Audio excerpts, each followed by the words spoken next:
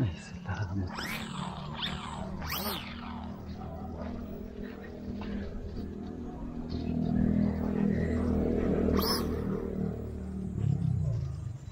Alright, maiden test. XK-A210 or the Trojan, mini Trojan, Warbird. Let's go. So I did not attach the landing gears because there's no good runway. It's grass. Let's go. So it's useless. Let's go. Oof, oof, oof, oof.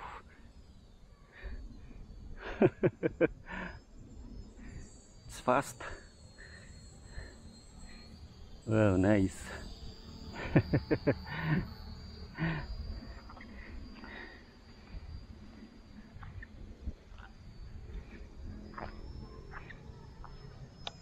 Right, high rate.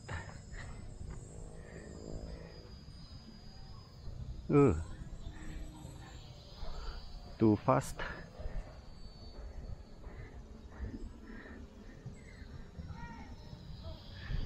Right, it's fast.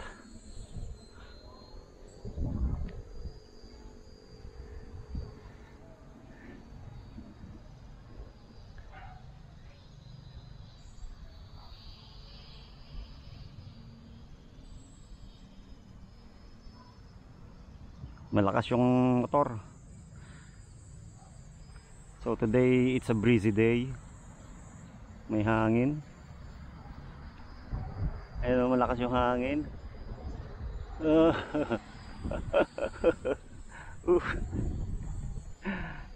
Ang nagustuhan ko dito yung color niya, yung kulay. It's very visible.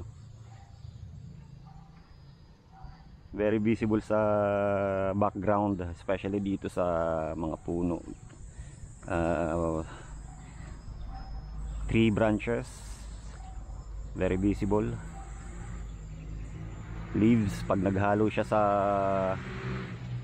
leaves ay still very visible and very good. Easily spot, you can easily spot this.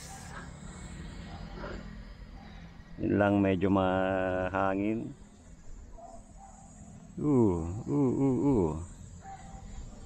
Medyo tagilid. Ba't kayo tagilid? Ang likot. Ang likot. Yun, nalakas sa hangin. Yun, may coming from my behind, coming from my back. Yung hangin malakas. Ganda, wala ba, no?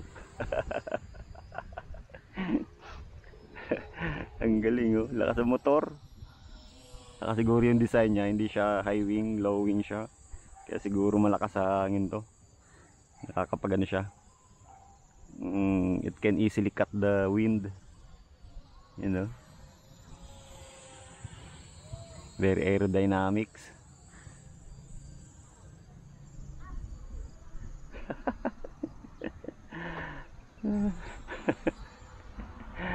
Likot. High rate nga pala to. Ang bilis. Tagilid. Dito ako sa lilim.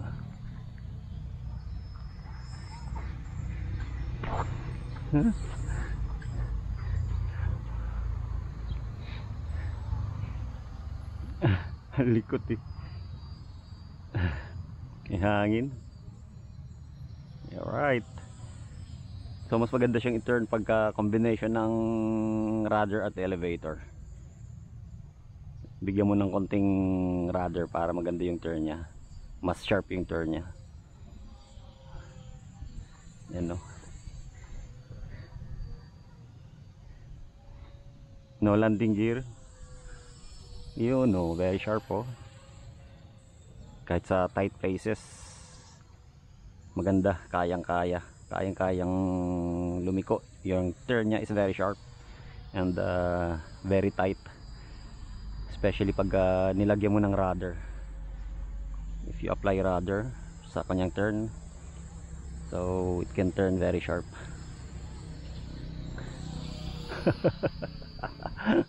Lakas ng motor niya, oh, kaysa sa Volantex. I guess mas malakas ang motor nito, mas powerful ang motor niya kaysa sa mga Volantex na mga Warbird, mga 400 millimeter wingspan. Ito yata 380. Mas malakas yung motor niya, or baka bago lang. Lupit, oh.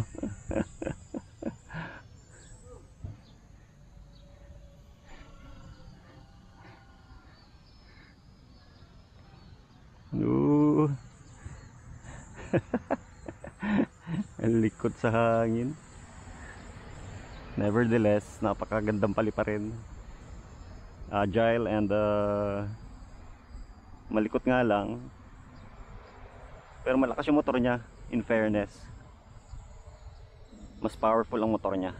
Kasi tingnan mo yung hangin, no? Malakas yung hangin, eh. May hangin, eh. Ngayon nahihirapan siya, pero maganda yung cut niya sa hangin, no? Or maybe because yung design lang is very talagang kaya niya mag-slice sa hangin because of the design. Pero talaga, malakas talaga siya, eh, oh. Made in flight nga pala to, test. Lakas, oh. 400 mAh battery. Lakas, 1S. Lakas ng niya, oh. Lakas mag-slice sa hangin, eh.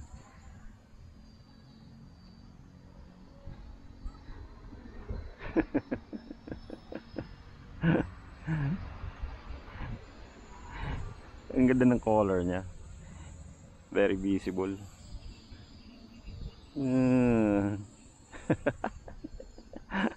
Kakatawa.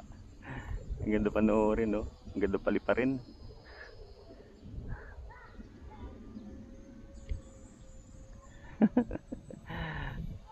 Ang ganda ng color niya. Talagang nag-stand out siya, very visible. Kaya ito napili ko. Maganda yung, aside from napakaganda ng kulay niya, very vibrant, is aside from that, napaka visible niya pa. Yung, kahit sa kalangitan, kahit sa sky,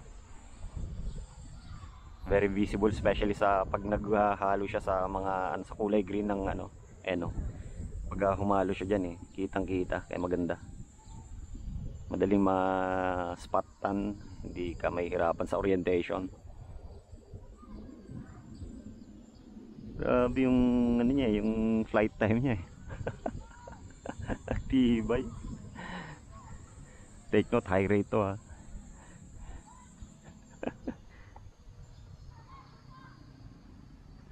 tindi, oh.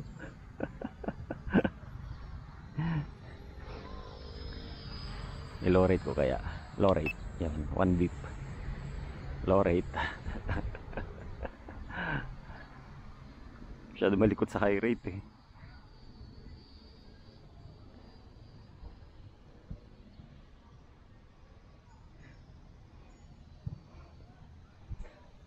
Yan naman. Kahit low rate, malakas pa rin, eh. Kayang-kaya yung hangin.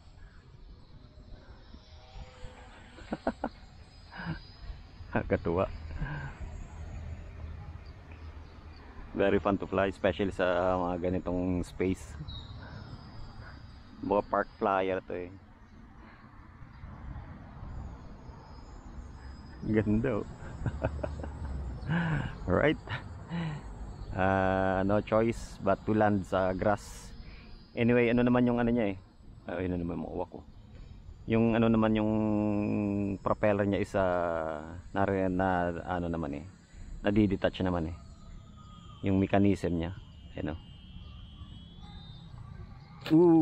Ayun, oh, tanggal yung niya, yung propeller niya. Ang ganda. Kasi hindi masisira yung ano niya. Hindi masisira kaagad yung motor niya, and then yung shaft. Yung shaft ng motor niya hindi masisira, hindi madadamage because of the yung ano niya, yung mechanism na natatanggal kusa yung ano, yung propeller, which is very good.